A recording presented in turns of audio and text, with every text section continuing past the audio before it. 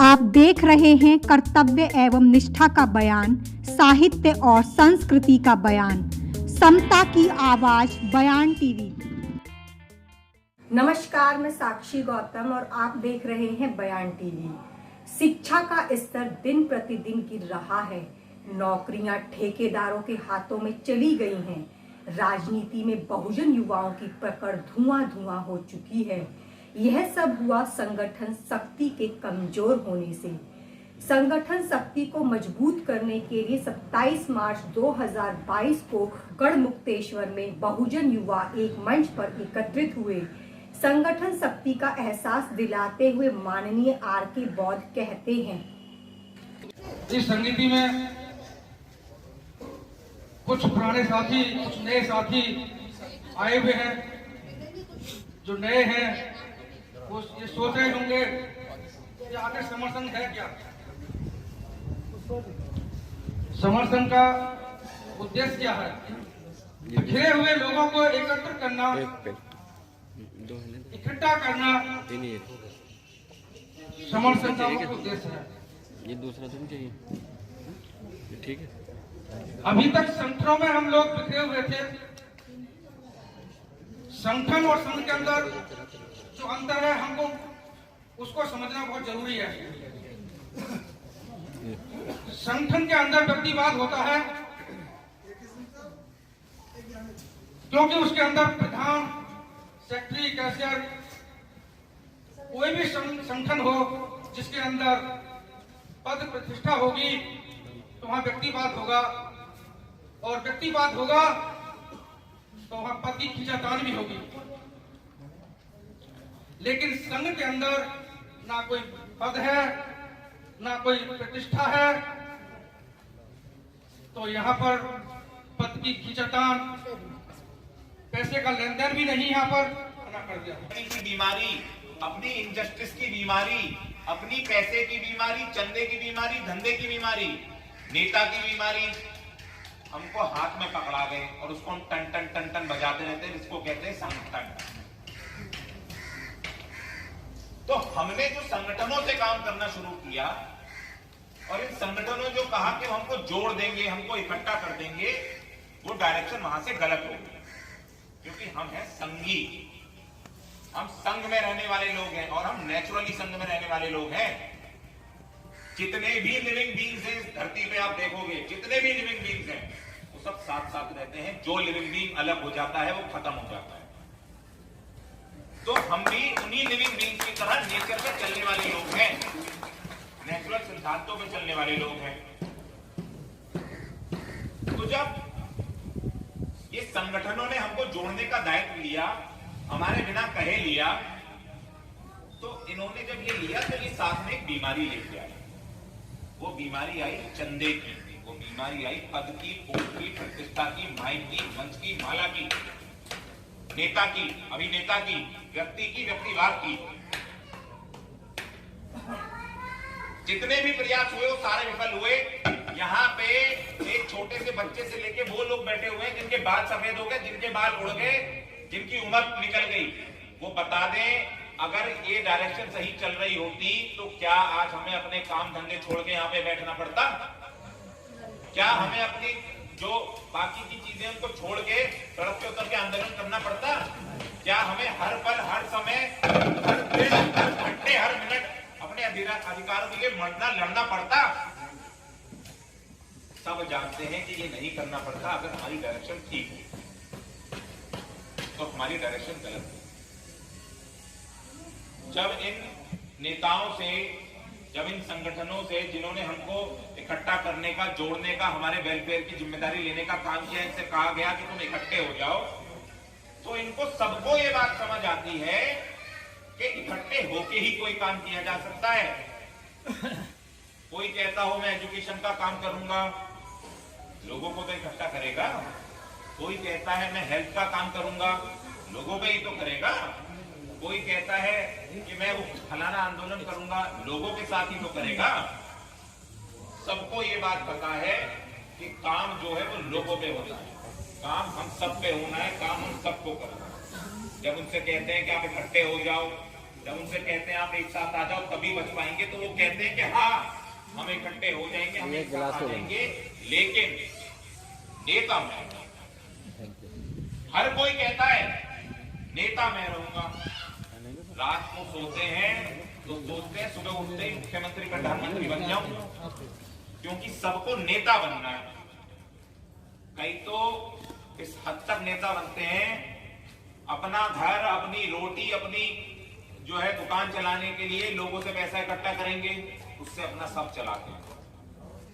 बाबा साहब इतने बड़े barrister, London school of economics से पढ़ के आए, कोलंबिया यूनिवर्सिटी से पढ़ के आए, चाहते तो अपनी जेबें इतनी भर लेते कि उनकी आने वाली पोस्टें बैठ के खाती, लेकिन उन्होंने लोगों पे काम किया। दूसरी बीमारी जिसको हटाया तो वो एक स्तंभ और बनी इस बिल्डिंग का, कि यहां पे कोई जात की बात नहीं होती, क्योंकि जाति होती ही नहीं है। आप मानोगे तो जाति है, आप नहीं मानोगे तो जाति नहीं है। तो ये जो जाति की बीमारी थी संघ में, इसको हटा दिया गया। अगर कोई व्यक्ति समण संघ में आया है तो सिर्फ और सिर्फ समण संघी है। वो किस जाति से आया है, किस पंथ से आया है, किस बैकग्राउंड से आया है, क्या खाता है अपने घर में, क्या पहनता है, कहां नौकरी करता है, कहां चाकरी करता है, उस बात से कोई मतलब नहीं है। वो सिर्फ समण संघी है, तब वो इक्वल है। ये बीमारी हटाई तो एक मजबूत स्तंभ बना। तीसरी बीमारी कि यहां पे कोई नेता नहीं होता। नेता ना होने का मतलब है कि व्यक्तिवाद नहीं होता। जितने भी समण संघी आज यहां बैठे हैं और काम कर रहे हैं, काम सारे करेंगे तो सारे बढ़ेंगे। जो काम करेगा वो जीतेगा, और काम है जुड़ने जोड़ने का। जो काम नहीं करेगा वो नहीं जीतेगा, क्योंकि वो जुड़ेगा नहीं। तो जब व्यक्तिवाद खत्म होता है, एक आदमी के पीछे जाना बंद कर देते हैं, एक आदमी के पीछे खड़ा होना बंद कर देते हैं, उसके पीछे कतार लगाना बंद कर देते हैं, तो हम सेफ हो जाते हैं। आधी सेफ्टी हमारी वहीं से हो जाती है, क्योंकि एक व्यक्ति जिसके पीछे हम जाते हैं वो हमें बेच भी सकता है, वो हमारा सौदा भी कर सकता है, वो किसी को कहीं दिखा के ये बता के कि मेरे पीछे तो इतने लाखों हजारों लोग खड़े हैं, अपनी कोई सीट, कोई पद, कोई पोस्ट, कोई पैसा, कोई प्रतिष्ठा भी पक्का कर सकता है। और आपके सामने एग्जाम्पल भी है इसके। एक व्यक्ति अगर पूरी मूवमेंट को लेकर चलेगा, वो मूवमेंट फेल हो जाती है। इसका एग्जाम्पल आपने 10 तारीख को देखा।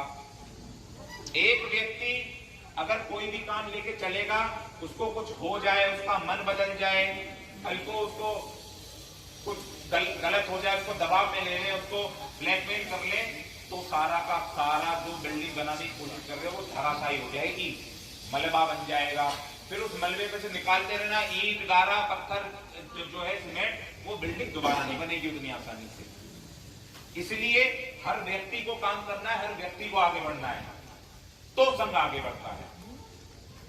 और चौथी जो बीमारी थी जिसको हटाया और एक मजबूत स्तंभ और बना, वो ये बना, संघ कभी राजनीति में नहीं जाएगा। संघ कभी राजनीति में नहीं गया और ना संघ कभी राजनीति करेगा। संघ राजनीति नहीं करता है तो उसके फायदे होते हैं, क्योंकि संघ की जो परिकल्पना है वो खुद में इतनी बड़ी है कि जब आप इसको ध्यान से बैठ के सोचेंगे, इसका आचरण करेंगे, आप ये देखेंगे कि संघ कैसे चलता है और संघ क्या करता है, आप यकीन मानना आप लोगों को पर लग जाएंगे। लिटरली बता रहा हूं, पर लग जाएंगे आप लोगों को।